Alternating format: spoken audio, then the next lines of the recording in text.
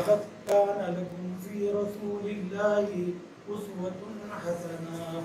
صلوات محمد. اللهم صل على محمد وآل محمد.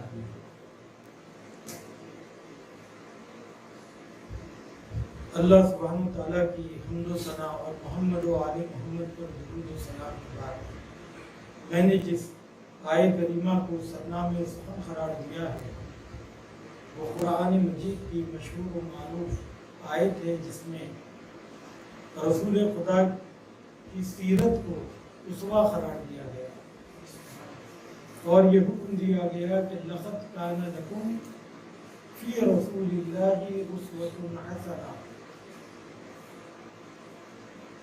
کہ تمہارے لیے رسول کی سیرت میں اسوہ حسنہ ہے۔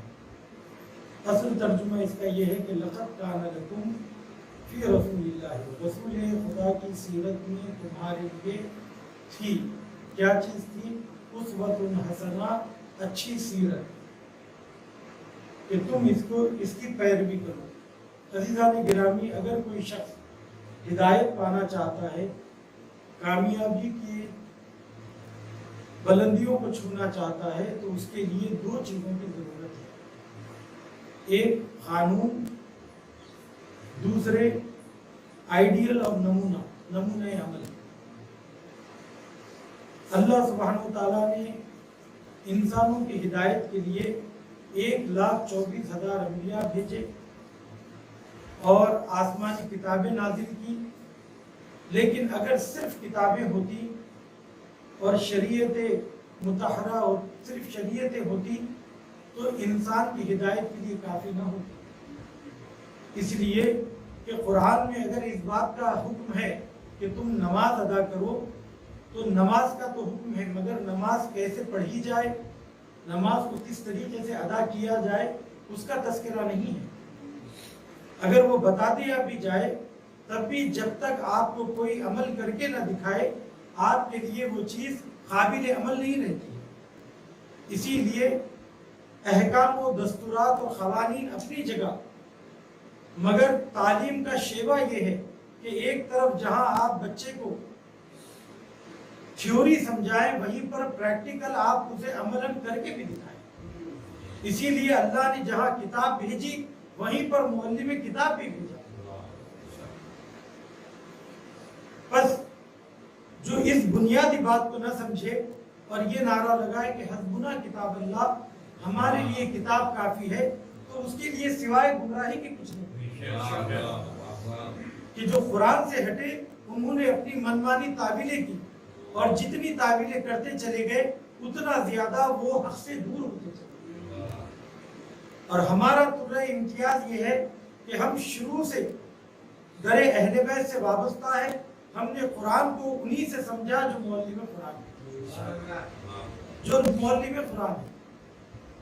یہ فضیلت کے نقطے کے علاوہ ایک بنیادی بات ہے کہ اگر ابھی بھی، اور یقیناً تمام اسلامی فرقوں کے لیے اور دنیا بھر کے انسانوں کے لیے، شیعہ قوم ایک بہترین نمونہ ہے، ایک بہترین مثال ہے، اور حق کی طرف دعوت دینے کے لیے ہمیشہ اللہ کی جانب سے کھلا ہوا ایک بہترین راستہ ہے۔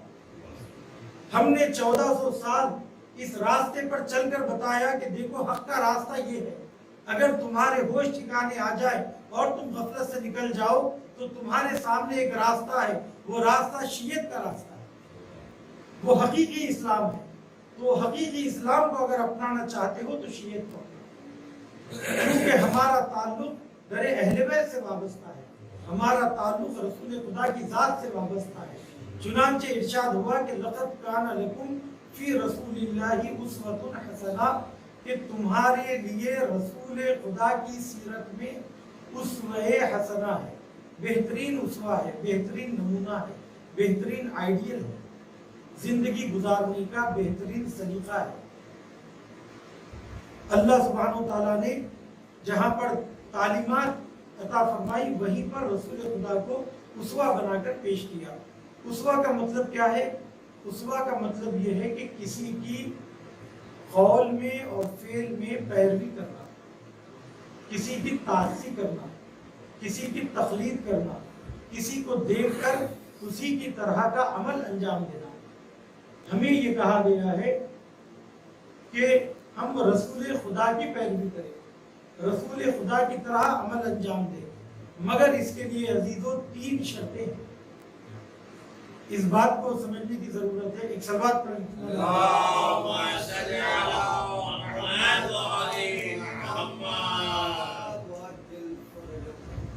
मगर इसके लिए 3 शर्तें हैं।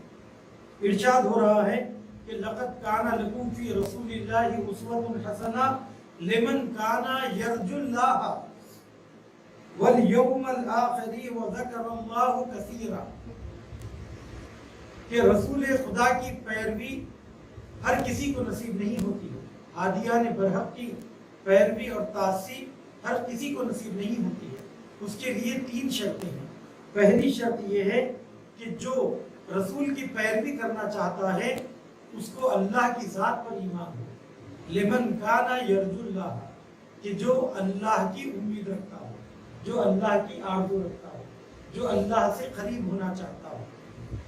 तो सबसे पहली चीज मबदा के ऊपर इत्तिकाद हो, अपने आगाज के ऊपर इत्तिकाद हो।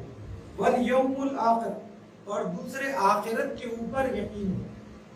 और तीसरी शर्त यह है कि वो अल्लाह का कसरत से तस्करा करे, यानी अल्लाह की ज़ात को हर पल अपने लिए हाजिर और नाजिर समझे। देखिए, हम बाज़ औक़ात ये कहते हैं कि अहले सुन्नत हुनूद हिंदू अहले बैत से बहुत मोहब्बत करते हैं, बल्कि ये कहते हैं, मिसाल के तौर पर माथुर लखनवी ने ये कहा कि जन्नत में ये कहते हुए घुस जाऊंगा माथुर, शब्बीर के कदमों के निशान ढूंढ रहा हूं। तो यहाँ पर ये शख्स इमाम हुसैन अलैहिस्सलाम से मोहब्बत करता है, उल्फत करता है, उनको चाहता है, मगर क्या नजात के लिए इतनी उल्फत काफी है? जरा गौर फरमाइए ज़िरानी ग्रामी, क्या इतनी उल्फत काफी है कि मैं हुसैन को चाहता हूं? इमाम हुसैन की शख्सियत खुद इस एतबार से हमारे लिए मोतबर है कि वो अल्लाह के बंदे हैं। जब तक हुसैन के खुदा पर ईमान ना आए, हुसैन पर ईमान उसका बेकार है। तो शर्त ईमान ये है कि पहले अल्लाह की जात पर हर साहिब कमाल को इंसान मोहब्बत की निगाह से देखता है, उसे चाहता है, मगर नजात के लिए ये काफी नहीं है। नजात के लिए सबसे पहली शर्त यह है कि अल्लाह की जात पर ईमान हो। इसीलिए कि अगर रसूल खुदा पर अगर हमारा ईमान है तो किस बुनियाद पर है? इसलिए कि वो अल्लाह के रसूल है। अली मुर्तज़ा पर ईमान है तो किस लिए है? इसलिए कि वो अल्लाह के वसी है, अल्लाह के खलीफा है, अल्लाह की जानिब से मंसूब करदा वली है। इमाम हुसैन पर अगर ईमान है तो किस लिए है? इसलिए कि वो अल्लाह की जानिब से मंसूब करदा ईमान है। अब अगर हम इमाम हुसैन का तस्करा करें, खुद अल्लाह को भूल जाए, तो मैंने तो मिसाल हिंदुओं की दी, खुद मुसलमानों का ये हाल है कि हम जिस अहले बैत का तस्करा करते हैं और जिनका जिक्र करके अपने दिलों को खुश करते हैं और हमेशा हालत सुरूर में रहते हैं, हमारी गफलत खुद परवरदिगार आलम से कितनी है। ऐन फजर के वक्त नौजवान बच्चे मस्जिद के बाहर खड़े हुए हैं, मगर मस्जिद में दाखिल नहीं होते। तो ये कौन सी मोहब्बत है? किस चीज ने, इमाम हुसैन अलैहिस्सलाम की सीरत की कौन सी चीज ने तुमको अपनी तरफ अट्रैक्ट किया है, अपनी तरफ जाजिब किया है? अरे सरवरे कायनात की जिंदगी का हर लम्हा और इमाम हुसैन अलैहिस्सलाम की जिंदगी का हर लम्हा अगर देखिए तो वो अल्लाह की जात से मखसूस था। अल्लाह को भूल कर हुसैन का नाम लेना, ये हुसैन इमाम हुसैन अलैहिस्सलाम के तौर पर उनकी जात पर जुल्म। ये सारी की सारी शख्सियतें दर हकीकत एक चराग हैं, रास्ते, अंधेरे रास्ते का वो चराग है जो अल्लाह की जानिब लेकर जाता है। वो कश्ती है जो अल्लाह की जानिब ले जाती है, वो सफीना है जो अल्लाह की जानिब ले जाता है। इसीलिए ज़ियारत जामिया में पढ़ते हैं, अंतुम बाबुल्लाहि मुअतियुता मिन्हु, आप लोग अल्लाह के वो दरवाजे हैं जिसके जरिए अल्लाह तक पहुंचा जाता है। اب اگر ہم اہل بیت تک آ کر اللہ تک نہ پہنچے تو در حقیقت ہم نے اہل بیت کو نہیں سمجھا۔ اہل بیت دلیل ہے، اہل بیت راستہ ہیں، اہل بیت ذریعہ ہیں، اہل بیت منزل نہیں ہے، اہل بیت منزل نہیں ہے، اہل بیت ذریعہ ہیں، اہل بیت راستہ ہیں۔ ان سے جو وابستہ ہوگا اسے حق کا راستہ ملے گا، اسے ہدایت کا راستہ ملے گا، اسے خدا کا راستہ ملے گا۔ لیکن جو اہل بیت کے، اگر کیا آپ سوچیے ہم کسی چراغ کو دیکھیں اور یہ کہیں کہ یہ چراغ کتنا اچھا ہے اور اسی چراغ کے تلے آ کر بیٹھ جائیں، مگر وہ جو راستہ روشن کیا گیا، جس کے اوپر ہمیں جانا ہے، جس کے لیے یہ چراغ راستے پر لگایا گیا، اگر ہم اس راستے کو طے نہ کریں تو کیا اس چراغ کا کوئی فائدہ ہوگا؟ اہل بیت کی تمام زحمتوں کو ہم ضائع کریں گے اگر ہم نے اللہ کو فراموش کیا۔ اسی لیے سب سے پہلی شرط اطاعت اہل بیت کی یہ ہے، پیروی اہل بیت کی یہ ہے کہ اللہ کی ذات پر ایمان ہو، آخرت پر ایمان ہو، اور ہمیشہ اللہ کی ذات کو حاضر و ناظر سمجھے اور ہر پل اس کا ذکر کرے۔ اگر یہ نہ کیا جائے گا تو یہ شیطان ہم کو ہدایت کے راستے سے گمراہ کر دے گا۔ تو بس پتہ یہ چلا کہ اہل بیت کی راستے پر چلنے کے لیے ایمان کے ساتھ ساتھ پاکیزگی قلب ضروری ہے، ذکر الہی ضروری ہے۔ کتنے ایسے خدا پرست بیٹھے ہوئے ہیں، کتنے ایسے موحدین بیٹھے ہوئے ہیں جو اہل بیت کے راستے سے ہٹے ہوئے ہیں، جو اللہ کا نام لیتے ہیں اور مسلمانوں کا قتل عام کرتے ہیں، جو مسلمانوں کے سروں سے فٹ بال کھیلتے ہیں، جو خون کی ہولی کھیلتے ہیں، داعش کی شکل میں ہمارے درمیان موجود ہے۔ تو آخر ان کے پاس کس چیز کی کمی ہے؟ ان کے پاس عقیدہ توحید ہے، ان کے پاس عقیدہ نبوت ہے، ان کے پاس عقیدہ آخرت ہے۔ اگر نہیں ہے تو کیا ہے؟ اگر حقیقت میں کوئی چیز نہیں ہے تو وہ اہل بیت علیہ السلام سے وابستگی نہیں ہے اور حقیقی معرفت نہیں ہے۔ عزیزان گرامی، اس بنیادی نقطے کو سمجھنے کی ضرورت ہے۔ اسی لیے ہم کو جہاں پر ایمان کی ضرورت ہے، جہاں پر قانون کی ضرورت ہے، وہیں پر ایمان کے راستے پر چلنے کے لیے، اللہ کے قوانین پر عمل کرنے کے لیے ایک آئیڈیل کی ضرورت ہے، ایک نمونے کی ضرورت ہے، ایک سرمشق عمل کی ضرورت ہے، اور وہ اہل بیت علیہ السلام۔ اہل بیت علیہ السلام ہمارے لیے نمونے عمل ہے، حضرت علی علیہ السلام کی ذات ہمارے لیے نمونے عمل ہے۔ اسی لیے خود امام حسین علیہ السلام فرماتے ہیں کہ لکم فیّا اسوۃ، کہ تمہارے لیے میری ذات اسوہ ہے۔ اگر تم آئیڈیل چاہتے ہو، شرافت مندانہ زندگی چاہتے ہو، بہترین انسان بننا چاہتے ہو، اللہ کے حقیقی بندے بننا چاہتے ہو، تو آؤ میری سیرت کو اپناؤ، آؤ میری سیرت کو اپناؤ۔ تو امام حسین علیہ السلام کی سیرت، امام حسین علیہ السلام کا کردار ہمارے لیے بہترین آئیڈیل اور بہترین نمونہ ہے۔ اور ہماری تقاریر کا عنوان بھی یہ ہے کہ ہماری تقاریر کا عنوان یہ ہے کہ حسینی طرز زندگی، کہ امام حسین علیہ السلام کا لائف اسٹائل کیا تھا، امام حسین علیہ السلام کا طریقہ زندگی کیا تھا۔ جب اسوے کی بات ہوتی ہے تو امام رسول خدا کے لیے جو آیت کریمہ آئی لقد کان لکم فی رسول اللہ اسوۃ حسنہ، تو یہ آیت مطلق ہے، سیرت کے کسی خاص گوشے کی طرف اس کا اشارہ نہیں ہے، بلکہ یہ کہا کہ رسول خدا کی مکمل سیرت تمہارے لیے ہدایت ہے۔ رسول خدا کا سونا، رسول خدا کا جاگنا، رسول خدا کا جنگ کرنا، رسول خدا کا اپنے رشتہ داروں کے ساتھ تعلق، رسول خدا کا لوگوں کے ساتھ تعلق، ہر زندگی کا ہر شعبہ، زندگی کا ہر لمحہ رسول خدا کا ہمارے لیے اسوہ ہے۔ اسی طریقے سے امام حسین علیہ السلام کی زندگی کا ہر لمحہ، آپ کی عبادت، آپ کی اطاعت، آپ کا اٹھنا بیٹھنا، آپ کے تعلقات، ہر شے ہمارے لیے اسوہ ہے۔ لیکن ہم نے یہ طے کیا کہ ان مختصر تقاریر کے لیے امام حسین کی مکمل سیرت کا پیش کرنا ناممکن ہے، اسی لیے ہم زندگی کے، امام حسین کی زندگی کے ان گوشوں کو چنیں گے، جو ان اصولوں کو چنیں گے جو عمومی ہیں اور جس کا تعلق کسی خاص زمانے سے نہیں ہے، किसी खास कल्चर से नहीं है। यानी इमाम हुसैन अलैहिस्सलाम के उन हालात के बारे में तस्करा हम नहीं कर रहे हैं कि 1400 साल पहले इमाम किस किस्म का लिबास पहनते थे, किस सवारी पर सवार होते थे, हम उसका तस्करा नहीं करना चाहते हैं, क्योंकि वो बातें मुकम्मल तरीके से काबिल अमल नहीं है। क्योंकि ज़माना बदल गया है, टेक्नोलॉजी बदल गई है, आज की ज़रूरियात बदल गई हैं, लेकिन हम उन क़वानीन का तस्करा करना चाहते हैं, उन उसूल का तस्करा करना चाहते हैं, उस रविश ज़िंदगी का तस्करा करना चाहते हैं जो ज़मान व मकान के साथ बदलती नहीं है और हमेशा बाकी रहती है। उन्हीं उसूल ज़िंदगी में से, उन्हीं क़वानीन ज़िंदगी में से एक उसूल जो इमाम हुसैन अलैहिस्सलाम की ज़िंदगी में नुमाया है, वो है खुदा महवरी और इखलास। कि हर पल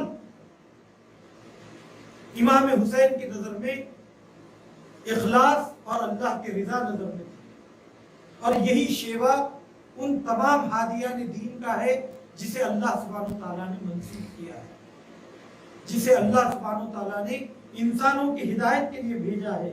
चुनांचे इरशाद रब्बुल इज्जत हो रहा है कि कुल जनाब इब्राहिम का तस्करा करते हुए अल्लाह सुब्हानहू तआला रसूल खुदा से इरशाद फरमा रहा है कि ए रसूल, जनाब इब्राहिम मुस्लिम थे और मुशरिकीन में से नहीं थे, और उसके बाद कहा कि आप कह दीजिए कि इन्ना सलाती, मेरी नमाज, व नुसुकी, और मेरी इबादतें, वो महयाया, मेरी हयात, वो ममाती, मेरी मौत, लिल्लाहि रब्बुल आलमीन, सब के सब अल्लाह सुब्हानहू तआला की।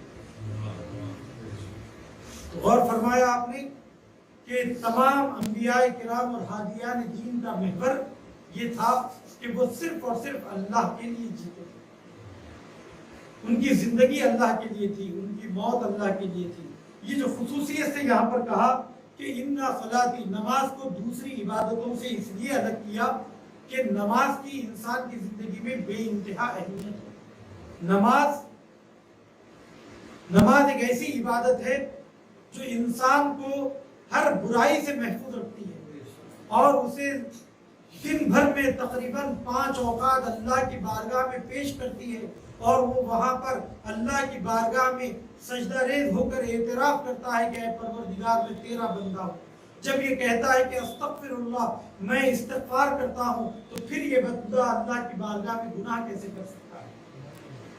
तो नमाज को खास तौर पर जिक्र किया गया, उसके बाद इबादतों का खास तौर पर जिक्र किया गया, और उसके बाद रसूल खुदा ये फरमा रहे हैं कि सिर्फ नमाज और इबादतों का ही जिक्र नहीं है, बल्कि मेरी जिंदगी का हर लम्हा अल्लाह से मखसूस है। इसीलिए आप देखते हैं कि बहुत सारे अफराद नमाजी हैं, इबादत गुजार हैं, लेकिन मुआमलात में दीनदारी का, दीन का लिहाज नहीं करते हैं, ताल्लुकात में दीन का लिहाज नहीं करते हैं, अपने बीवी बच्चों के साथ हुस्न सलूक में दीन का लिहाज नहीं करते हैं, जबकि वो अपने आप को नमाजी कहते हैं, रोजेदार कहते हैं। तो यहाँ पर कहा कि सिर्फ और सिर्फ नमाज पढ़ना इबादत नहीं है, मजलिस में शिरकत करना इबादत नहीं है, बल्कि जिंदगी का हर लम्हा दीन और अल्लाह की इताअत में डूबा हुआ होना चाहिए। जिंदगी का हर लम्हा अल्लाह की इबादत में डूबा होना चाहिए। हयात भी अल्लाह के लिए होनी चाहिए, मौत भी अल्लाह के लिए होनी चाहिए। अजीज़ान गिरामी, जीना तो सबको आता है, मगर मरने की अदा अगर किसी ने सिखाई है तो वो इस्लाम ने सिखाई है कि जिंदगी तो हम अल्लाह के मुताबिक गुजारते हैं, तो मौत भी हमारे अल्लाह के मुताबिक होनी चाहिए, और मरने का सलीका भी हमको आना चाहिए। इसीलिए इमाम हुसैन के लिए कहा, जी के मरना तो सबको आता है, मर के जीना सिखा दिया तूने। इमाम हुसैन अलैहिस्सलाम ने सिर्फ जीना ही नहीं सिखाया, बल्कि मरना भी सिखाया। ये कहा कि सांस लेना जिंदगी नहीं है, बल्कि ईमान की हयात के साथ जिंदा रहना जिंदगी है। ईमान के साथ जिंदा रहना जिंदगी है, इज्जत के साथ जिंदा रहना जिंदगी है। इज्जत की मौत जिल्लत की जिंदगी से बेहतर है, इज्जत की मौत जिल्लत की जिंदगी से बेहतर है। तो इमाम जीने को अहमियत नहीं समझते। आज लोग इस सांस को बाकी रखने के लिए, जीने के लिए अपनी आबरू का सौदा करते हैं, अपनी इज्जत का सौदा करते हैं, अपने दीन का सौदा करते हैं, खुराफात को आम करते हैं, दीन को बेचकर कमाने की कोशिश करते हैं, दीन को जरिए आमदनी बनाते हैं, اور باطل طاقتوں کی جی حضوری میں لگے رہتے ہیں، اگر وہ یہ کہتے ہیں کہ فلاں قانون اسلام کو بدل دو تو یہ فوراً بدلنے کے لیے تیار ہیں، اس کی توجیہیں کرنے لگتے ہیں۔ یہ اس لیے ہے کہ ان کا ایمان مضبوط نہیں ہے، کہیں نہ کہیں ایمان میں کمزوری ہے۔ تو عزیزو، ایسی زندگی جینے سے بہتر ہے کہ انسان مر جائے، ایسی زندگی جینے سے بہتر ہے کہ انسان مر جائے۔ تو یہ پتا چلا کہ سرور کائنات کی مکمل زندگی اللہ کے لیے تھی۔ اور دوسری مثال جو قرآن مجید میں ہم کو ملتی ہے کہ مولا متقیان امیر مومنان حضرت علی ابن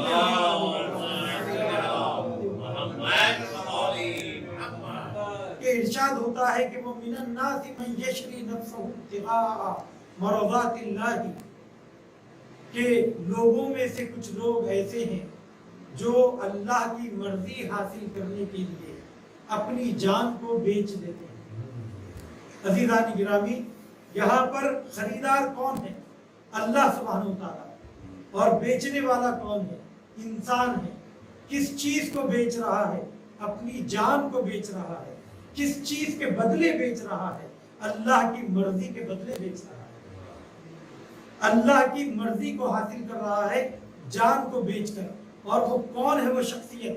کہا کہ وہ من الناس، لوگوں میں سے جو شخصیت اس زمانے میں تھی اور آج تک جس کی کوئی مثال نہیں ہے، وہ صرف اور صرف علی مرتضیٰ علی ابن ابی طالب۔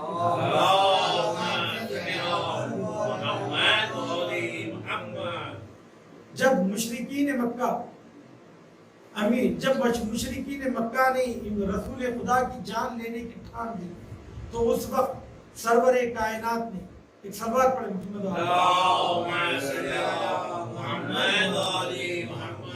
تو سرور کائنات نے مولا متقیان کو اپنا نمائندہ بنایا، اپنا نائب بنایا کہ تم میرے بعد لوگوں کی امانتیں ادا کرو اور میں ہجرت کے لیے جا رہا ہوں۔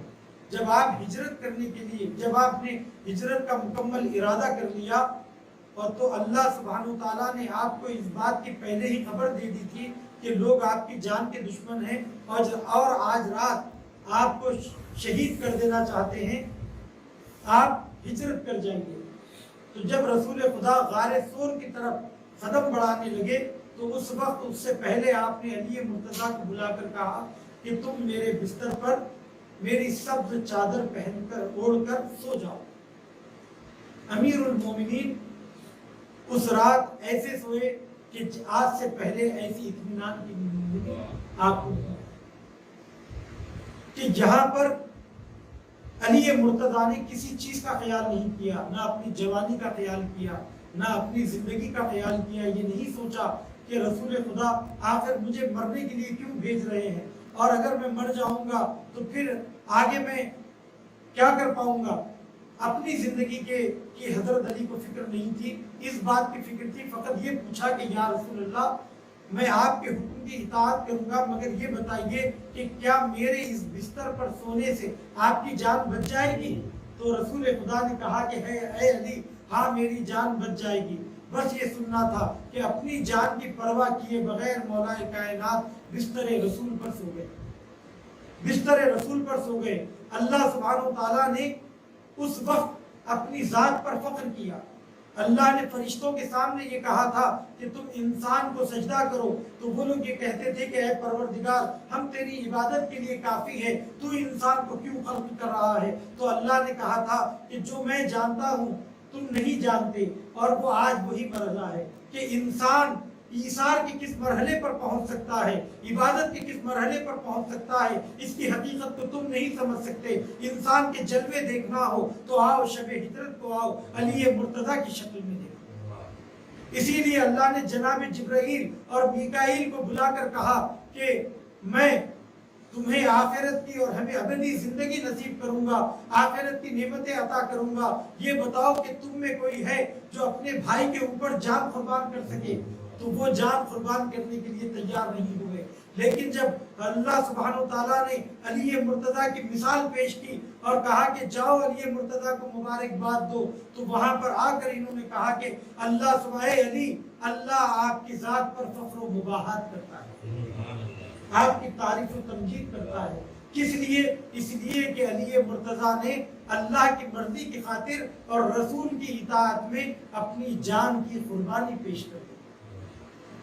یہ ہم کو اہل بیت کی ذات سے سیکھنے کو ملتا ہے۔ یا پھر آپ اس واقعے کو دیکھیے کہ جہاں پر ارشاد ہو رہا ہے کہ یطعمون الطعام علی حبہ، اہل بیت علیہ السلام غذا دیتے ہیں اور طعام کھلاتے ہیں، کس کی محبت میں؟ یہاں پر آیت کے دو مفہوم ہیں، اللہ کی محبت میں، یا اس کا ایک مطلب ہے کہ خود کو غذا کی ضرورت ہے اور چاہت ہے اور خواہش ہے، اس کے باوجود اپنی ضرورت کو نظر میں رکھ، اپنی ضرورت کے ہوتے ہوئے بھی اس غذا کو راہ خدا میں دے دیا کہ یطعمون الطعام علی حبہ۔ اہل بیت کو اس وقت غذا کی ضرورت تھی۔ ماجرا یہ ہے کہ حسنین علیہ السلام جب مریض ہو گئے تو جناب رسول خدا عیادت کے لیے آئے اپنے اصحاب کے ساتھ، اور دیکھا کہ حسنین مریض ہیں، تو آپ نے جناب زہرا اور علی مرتضیٰ سے یہ کہا کہ آپ 3 دن کی نظر کر لیجئے، 3 دن کے روزوں کی نظر کر لیجئے کہ اگر آپ کے بچے شفا پا جائیں گے تو آپ لوگ روزہ رکھیں گے۔ علی مرتضیٰ اور جناب زہرا اور اس گھر کی کنیز جناب فضہ نے روزے رکھے، بلکہ بعض روایات میں یہ ملتا ہے کہ حسنین علیہ السلام نے بھی یہی کہا کہ جب ہماری صحت ٹھیک ہو جائے گی تو ہم بھی روزہ رکھیں گے۔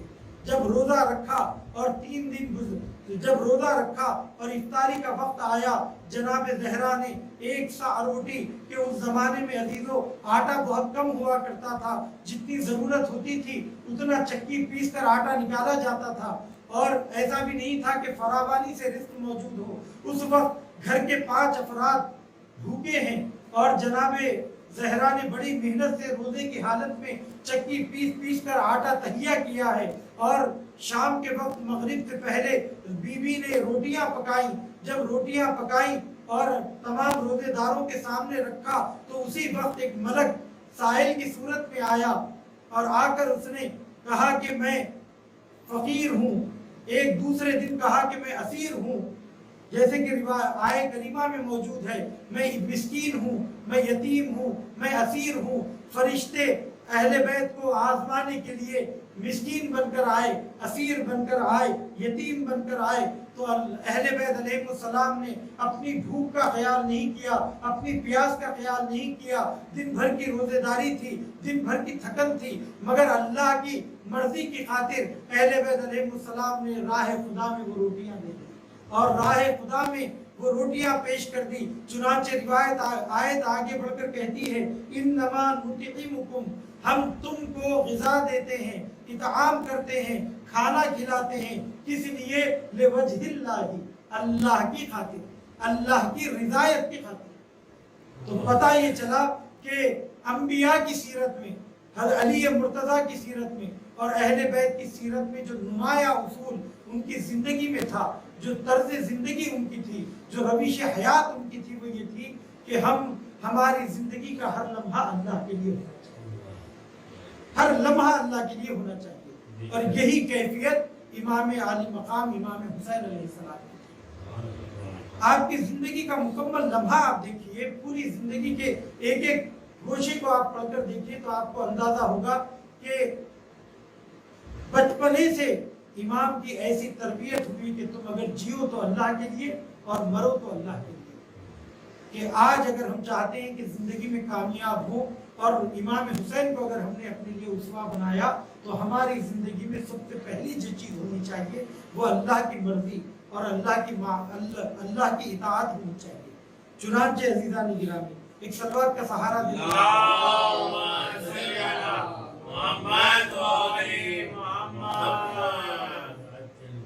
نعرے حیدری، نعرے صفدری، نعرے خیبری، پر محمد و آل محمد بلندر صلوات۔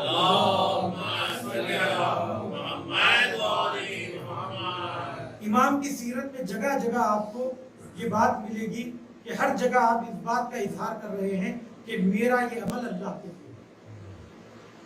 سمٹو تو بات چھوٹی ہے لیکن غور کیجئے تو انتہائی درجہ اہم ہے اور سوچنے کی بات ہے، اور امام حسین علیہ السلام کے ان اقوال کے ذریعے میں یہ ظاہر کرنا چاہتا ہوں کہ امام کس حد تک اپنے آپ کو اللہ کی بارگاہ میں مطیع بنا کر پیش کرتے تھے۔ چنانچہ آپ کی دعاؤں اور عبادتوں کو دیکھیں تو آپ کی عبادتیں اللہ کے لیے تھی، آپ کے روزے اللہ کے لیے تھے، ہر پل آپ کی زبان پر اللہ کا ذکر ہوتا تھا۔ 25 مرتبہ آپ نے پیدل راہ خدا میں حج کیا، 1000 رکعت نماز اپنے بابا کی طرح 1000 رکعت نماز پڑھا کرتے تھے۔ امام سید سجاد فرماتے ہیں کہ میں جب اپنے امام کو، اپنے بابا کو اتنی عبادت کرتے ہوئے دیکھتا ہوں تو سوچتا ہوں کہ وہ زندگی کے دوسرے مسائل کو حل کرنے کے لیے اور اپنی اولاد کی تربیت کے لیے کہاں سے وقت نکالتے ہوں گے کہ اتنی کثرت سے امام اللہ کی عبادت میں مشغول ہوتے تھے۔ چنانچہ آپ کی دعاؤں میں سے یہ دعا آپ نے سنی ہوگی کہ آپ نمازوں میں نماز کے بعد اس دعا کو پڑھا کرتے تھے کہ بسم اللہ و باللہ من اللہ و الی اللہ و فی سبیل اللہ، کہ اللہ کے نام سے، اللہ کے ساتھ، اللہ کے لیے، اللہ کی طرف اور اللہ کے راستے میں، اور کہتے تھے کہ توکل تو علی اللہ، اے پروردگار میں اپنے مشن میں اور اپنی زندگی کے ہر لمحے میں تیری ذات پر توکل کرتا ہوں، ولا حول ولا قوت الا باللہ، کہ اللہ کی طاقت کے علاوہ کوئی طاقت اس دنیا میں نہیں ہے۔ اللہم، اے پروردگار، اسلمت نفسی، میں نے اپنے وجود کو تیرے آگے تسلیم کر دیا، ووجہت وجہی الیک، اور اپنے آپ کو تیرے آگے پیش کر دیا۔ اس کے بعد فرماتے ہیں کہ وہ فوضت امر الیک، اور میں اپنے تمام امور کو تیری بارگاہ میں تفویض کر دیا۔ عزیزان گرامی، اہل بیت کا شیوا تو یہ ہے کہ وہ اپنے تمام امور کو اللہ کے حوالے کر دیتے تھے اور یہ کہتے تھے کہ اے پروردگار، میں نے تیرے نام سے کام کا آغاز کر دیا، اب تیری مرضی ہے کہ اسے تو قبول فرما اور میرے لیے راستے آسان فرما۔ عزیزان گرامی، اگر ہم اہل بیت کے ماننے والے ہیں تو ہم شیعوں کے درمیان کبھی بھی عقیدہ تفویض نہیں آنا چاہیے۔ عقیدہ تفویض کیا ہے؟ عقیدہ تفویض یہ ہے کہ اللہ سبحانہ وتعالیٰ نے رزق کا کام، خلق کا کام، حیات اور موت کی ذمہ داری اللہ نے اہل بیت کو دے دی۔ یہ عقیدہ تفویض ہے، یہ عقیدہ شیعوں کا عقیدہ نہیں ہو سکتا ہے۔ یہ صفات الہیہ، اللہ سبحانہ وتعالیٰ کی جو مخصوص صفات ہے وہ صرف اور صرف اللہ سے مخصوص ہے۔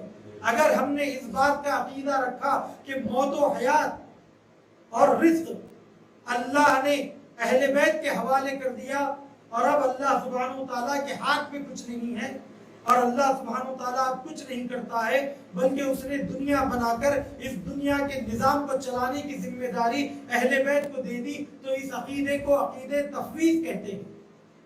اسی لیے ایک شاعر یہ کہتا ہے، حیدرآباد میں جتنے بھی اشعار پڑھے جاتے ہیں کہ ان میں اکثر آپ کو اس طریقے کی فکر اور چیز ملے گی کہ ایک صلوات کا سہارا دی۔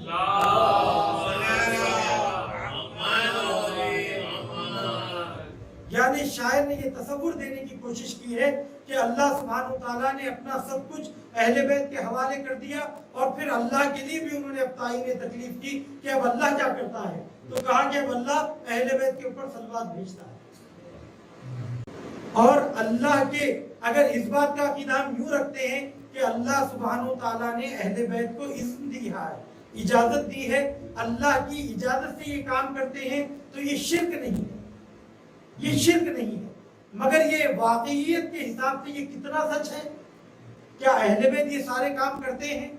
تو آیت اللہ صافی گلپیگانی یہ کہتے ہیں کہ عقل تو انکار نہیں کرتی ہے کہ جہاں اللہ سبحانہ وتعالیٰ نے اہل بیت کو اتنے کمالات دیے ہیں، رزق دینا، حیات دینا، اللہ کی اجازت سے موت دینا کون سی بڑی بات ہے؟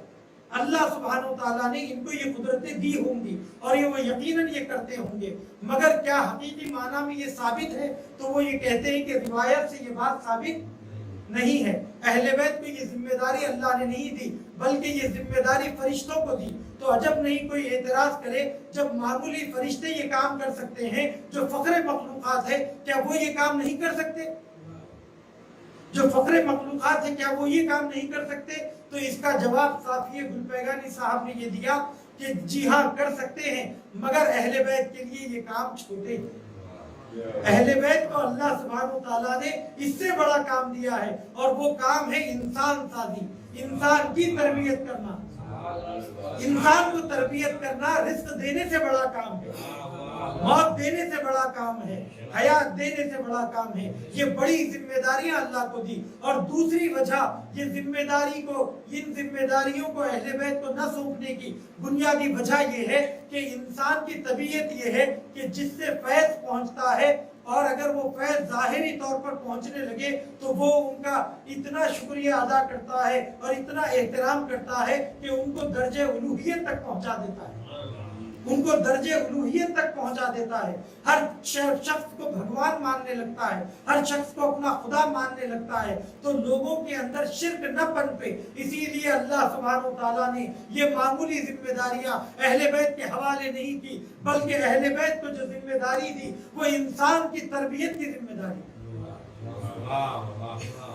تو عزیزو، عقل سے ثابت ہونا کوئی بات اور ہے، واقعیت میں اور حقیقت میں بھی اس چیز کا ہونا اور بات ہے۔ جب ایسی بات کرتے ہیں تو لوگ کہتے ہیں کہ آپ معاذ اللہ مقصر ہیں اور آپ نے اہل بیت کی فضیلت کو کم کر دیا۔ میں کہوں گا عزیزو، ہم کون ہیں اہل بیت کو فضیلت دینے والے؟ ہم کون ہیں اہل بیت کی فضیلت کو کم کرنے والے؟ اللہ سبحانہ وتعالیٰ نے اہل بیت کو اس طریقے سے پہچانوایا ہے کہ یہ نہیں کہا کہ یہ رزق دینے والے ہیں، یہ حیات دینے والے ہیں، یہ موت دینے والے ہیں، بلکہ یہ کہا کہ یہ تمہارے امام ہے، یہ تمہارے ولی و سرپرست ہیں، یہ تمہارے ہدایت کرنے والے ہیں، تم ان کی سیرت کی پیروی کرو۔ تو پیروی کا حکم دیا گیا ہے، ہدایت لینے کا حکم دیا گیا ہے، یہ اس بات کا۔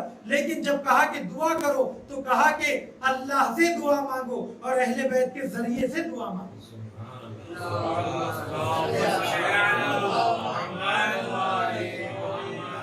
دعا سے پہلے صلوات بھیجو، دعا کے بعد صلوات بھیجو، کیونکہ مگر توسل کرو تو اہل بیت کے ذریعے سے، توکل کرو تو اللہ کے ذات، توکل اللہ کی ذات پر، توسل اہل بیت کے ذریعے سے۔ تو ہر مرحلے میں اللہ کی ذات، جب اہل بیت خود مجسم اللہ کے لیے مخصوص ہے، اور یہی وجہ ہے کہ اسی عقیدہ تفویض کی بنیاد پر ہماری توجہ اللہ سے زیادہ ان ذوات مقدسہ کے اوپر ہوتی ہے، اور اپنے راستے کو ہم طے کرنے کے بجائے یہیں پر رک جاتے ہیں۔ اللہ سبحانہ اہل بیت علیہ السلام کی دو خصوصیتیں ہیں۔ ایک خصوصیت یہ ہے کہ ارائے الی الطریق، یہ ہدایت کا راستہ دکھاتے ہیں، پتہ بتاتے ہیں، بلکہ پتہ ہی نہیں بتاتے، منزل پر لے جا کر چھوڑتے ہیں۔ اہل بیت سے جب ہم وابستہ ہو جائیں تو اہل بیت صرف ہدایت کا راستہ پتہ ہی نہیں بتاتے ہیں کہ منزل تمہاری کہاں ہے، بلکہ ہمیں اللہ تک لے جاتے ہیں۔ اگر اہل بیت کا تذکرہ ہمیں اللہ تک نہ لے جائے تو اس کا مطلب یہ کہ ہم نے اہل بیت کے ذکر کو صحیح طریقے سے ادا نہیں کیا، سمجھا نہیں۔ یہاں اہل بیت دعا دیکھیے امام حسین علیہ السلام کی کہ ہر پل خدا کا ذکر ہے۔ چنانچہ جب اجتماعی امور جب پیش آتے تھے تو اس پر بھی امام حسین علیہ السلام اللہ کی ذات پر بھروسہ کرتے تھے۔ آپ نے قیام کیا تو اللہ کی ذات کے لیے، چنانچہ آپ یہ کہتے ہیں کہ اے پروردگار، رسول خدا کی جب مزار پر جاتے ہیں آخری بار رخصت ہونے کے لیے تو وہاں جا کر یہ ارشاد فرماتے ہیں کہ اے پروردگار، میں نے جو قیام کیا وہ حصول سلطنت اور دنیاوی خواہشات کو پورا کرنے کے لیے نہیں ہے، بس میں چاہتا ہوں کہ تیرا دین عام ہو جائے اور تیرے ملک میں ہر جگہ اصلاح ہو اور ستم دیدہ افراد کو انصاف مل جائے اور تیرے احکام پر لوگ عمل کریں، واجبات پر عمل کریں اور مستحبات پر عمل کریں اور محرمات سے پرہیز کریں۔ تو پتہ یہ چلا کہ امام نے جو اقدام کیا وہ حصول قدرت کے لیے نہیں تھا بلکہ اللہ کے دین کو حاکم کرنے کے لیے تھا۔ یہ عمل بھی آپ کا اللہ کے لیے تھا۔ اور جب جدا ہونے لگے تو یہ کہا کہ خدایا، نیک اعمال مجھے پسند ہے اور برائیوں سے مجھے نفرت ہے۔ اے خدائے بزرگ و برتر، اس قبر اور اس میں مدفون تیرے نبی کا واسطہ کہ اس تحریک میں وہی میرے لیے مقدر فرما جو تجھے پسند ہو اور تیرے نبی کو پسند ہو۔ تو پتہ چلا کہ اے پروردگار، اس راستے میں جو مجھے آ جائے، جو مصیبت مجھ پر آ جائے، जो मुझे नसीब हो जाए मैं उसे खुशी की निगाह से देखूंगा, इसलिए कि ये तुझे पसंद है, तूने मेरे लिए ये मुकद्दर फरमाया है। और जब आप मदीने से मक्के की जानिब जाने लगे तो आपने फरमाया जो अल्लाह चाहेगा वही होगा और अल्लाह के अलावा कोई कुदरत नहीं है। अल्लाह की रिजायत जिसमें हो, हम अहले बैत भी उसी में खुश हैं और बलाओं पर सब्र करते हैं। तो अहले बैत का सोना जागना, अहले बैत का उठना बैठना, जिंदगी का हर लम्हा सिर्फ और सिर्फ अल्लाह की जात के लिए था। आपका हर अमल अल्लाह के लिए था और अल्लाह की तरफ दावत देने के लिए था। तो अजीजान गिरामी, हमारी और आपकी जिम्मेदारी है कि इस मुख्तसर से वक्त में हजरत के सीरत से वाक़यात आपकी खिदमत में नहीं पेश कर पा रहा हूँ, इस बात का मुझे एहसास है। यकीनन मजलिस खुश्क है, लेकिन जो पैगाम है वो इंतहाई दर्जा अहम है। वो पैगाम ये है कि हमारी जिंदगी अल्लाह से मखसूस होनी चाहिए। जिंदगी का हर लम्हा अल्लाह की जात और उसके महवर पर होनी चाहिए, उसकी रिजायत के लिए होना चाहिए।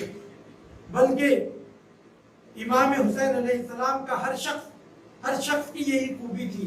चुनांचे जनाब अली अकबर रास्ते में एक मर्तबा जब इमाम हुसैन अलैहिस्सलाम कलमे इस्तिरजा बुलंद करते हैं और कहते हैं कि इन्ना लिल्लाहि व इन्ना इलैहि राजिऊन, तो जनाब अली अकबर पूछते हैं कि बाबा जान, कलमे इस्तिरजा आपने क्यों बुलंद किया?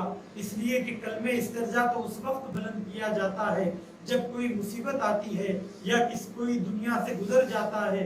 तो आपने कहा कि अली अकबर, हम मौत से करीब हैं। बस ये सुनना था कि जनाब अली अकबर ने ये कहा कि बाबा, क्या हम हक पर नहीं हैं? तो आपने कहा कि बेटा, अगर हम हक पर नहीं होंगे तो कौन हक पर होगा? उसके बाद जनाब अली अकबर ने जो जवाब दिया वो जवाब तारीखी है।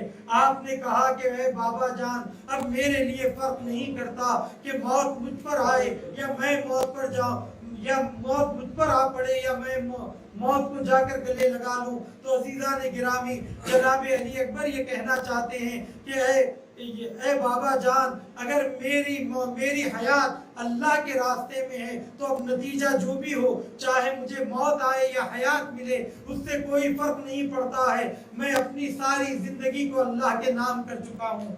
अजीजान गिरामी, जब पहली मुहर्रम इमाम आली मकाम मक्के से कूफे की जानिब निकले तो रास्ते में आपका मकाम, आप मंजिल शराब तक पहुंचे। जब मंजिल शराब तक पहुंचे तो आपने दूर से दरख्तों को देखा। तो सहाबियों ने कहा कि मौला, हमें दूर से दरख्त नजर आ रहे हैं। लेकिन जब बाद सहाबी जो इस बात को समझते थे, उन्होंने गौर से देखकर कहा कि ये दरख्त नहीं है। मैं जहां तक जानता हूँ, इस सहरा से वाकिफ हूँ, इस सहरा में कोई आबोगिया नहीं है, कोई यहाँ पर दरख्त नहीं है। यकीनन ये कोई फौज हमारी तरफ आ रही है। बस ये सुनना था। इमाम ने कहा कि सब के सब कोहे ज़ू हसम की तरफ चल पड़े। कोहे ज़ू हसम के पास एक पहाड़ी थी। एक पहाड़ी के पास इमाम ने सहारा लिया और कहा कि पहाड़ी की तरफ रोको कि अगर जंग हो तो पीछे से हमारे ऊपर, हमारे क़याम पर लोग हमला न कर पाए। मैं कहूँगा कि मौला, आपको अपने क़याम की इतनी फिक्र है कि क़याम में मस्तूरात मौजूद है, कोई इनके ऊपर हमला न करे, कोई इनकी बेहुरमती न करे। अजीज़ान गिरामी, इमाम आली मकाम करबला के मैदान में हर पल आपको इसी बात की फिक्र थी।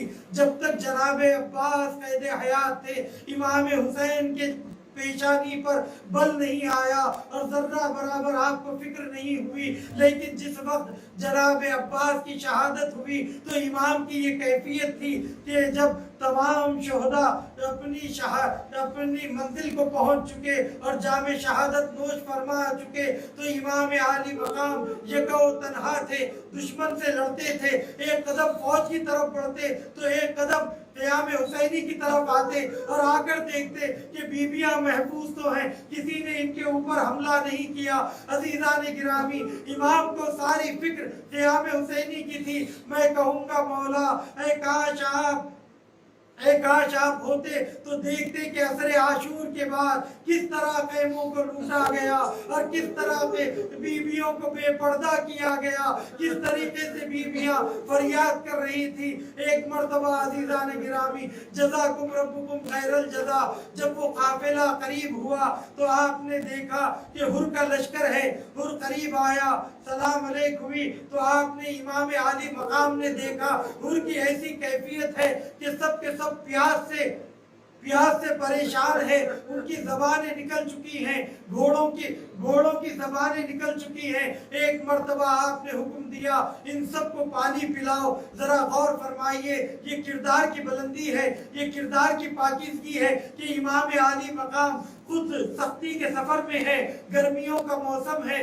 دور دور تک پانی کی سبیل نہیں ہے اور لشکر دشمن کا لشکر ہے، لیکن امام عالی مقام نے حکم دیا کہ ان سب کو سیر ہو کر پانی پلاؤ، اور اتنا پانی پلایا گیا کہ آخر جانور پانی سے منہ موڑ رہے تھے۔ عزیزان گرامی، یہ تھا اہل بیت کا کردار، لیکن اسی امام حسین کے ساتھ، اسی امام عالی مقام کے ساتھ کیسا ظلم کیا گیا کہ امام کو پیاسا شہید کیا گیا۔ اسی جب کبھی بھی امام سجاد علیہ السلام یہ دیکھتے تھے کہ کوئی جانور کو ذبح کر رہا ہے تو پہلے پوچھتے تھے کہ کیا تم نے اس جانور کو پانی دیا؟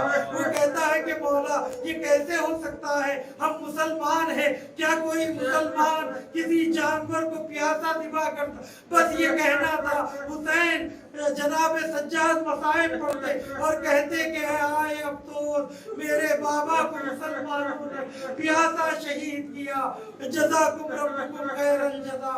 امام نے جب ہر کو ہدایت کی اور کہا کہ اے ہر، میں جنگ نہیں چاہتا، اگر تم نہیں چاہتے کہ میں کوفہ جاؤں تو مجھے جانے کی اجازت دے دو، میں کہیں اور چلا جاؤں۔ لیکن عزیزو، ہر نے اجازت نہیں دی اور کہا کہ جب تک ابن زیاد کا خط نہیں آ جاتا میں کوئی فیصلہ نہیں کر سکتا۔